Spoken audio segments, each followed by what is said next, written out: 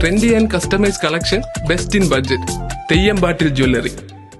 മലപ്പുറത്ത് Indian reserve ബറ്റാലിയനിൽ പരിശീലനം പൂർത്തിയാക്കിയ 10ാം ബാച്ച് കമാൻഡോ വിങ്ങിലെ 152 റിക്രൂട്ട് സേനാംഗങ്ങളുടെ പാസിംഗ് ഔട്ട് പരേഡ് നടന്നു.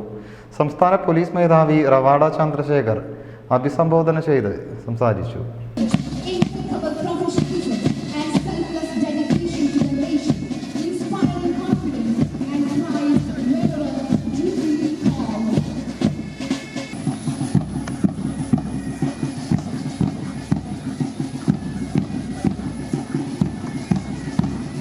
പരിശീലനം പൂർത്തിയാക്കിയ 10ാം ബാച്ച് കമാൻഡോ വിങ്ങിലെ 152 റിക്രൂട്ട് സേനാംഗങ്ങളുടെ പാസിംഗ് ഔട്ട് പരേഡാണ് നടന്നത്.